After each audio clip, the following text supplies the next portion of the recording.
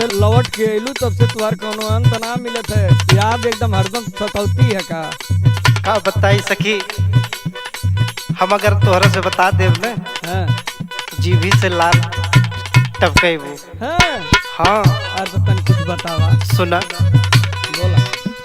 फंस गयल पायल गोड़ाबारी में। सुनत हो ना? हाँ फंस गयल पायल गोड़ाबारी में, गोड़ाबारी में जब सजना लेहन अखबारी में।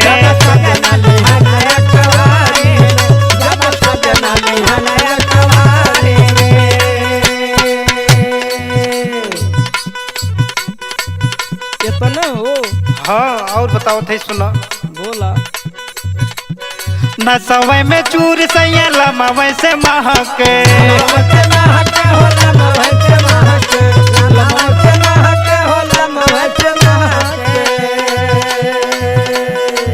और सुना सखी का हो?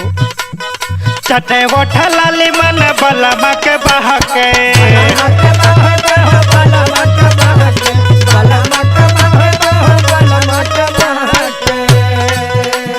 न सवै में चूर सैला मावै से महके। चटे वोठा लाली मन बलमा के बहके। हाथा वाला गाय मोरी साड़ी में। सुनत हो ना? हाँ हाँ अब तो बात बिगड़त। हाथा वाला गाय मोरी साड़ी में, मोरी साड़ी में जब सजना लेहन अखबारी में।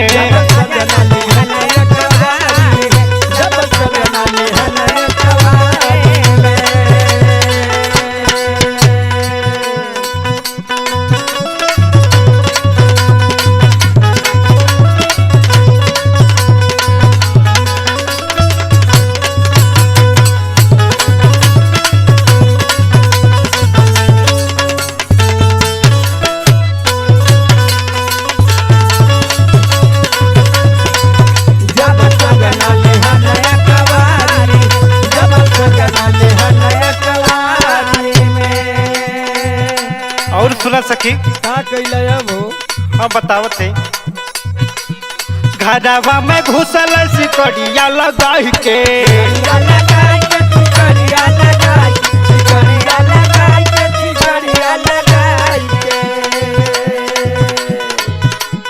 मोरे लगे अइले सैया बड़ी बुताई के।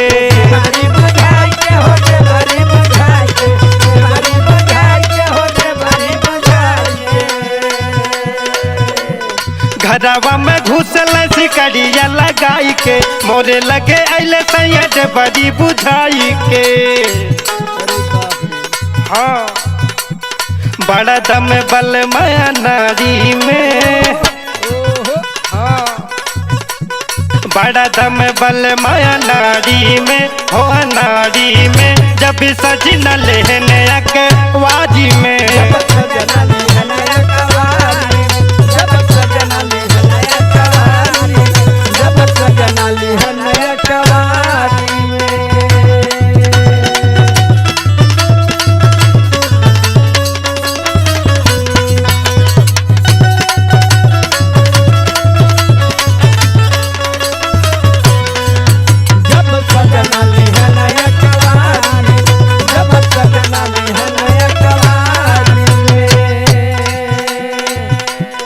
डेवरिया बुता के कुछ कईबो कैले का है? अरे बतावत है। सुना बोला।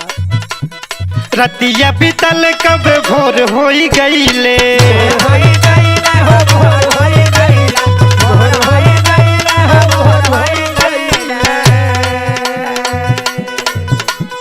देखली बहरवा जोर होई गईले।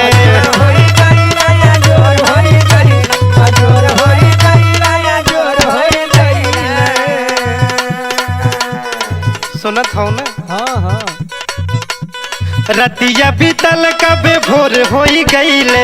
देखली बहरवा जोर होई गईले। मजनू तिरंगा के खुमारी में।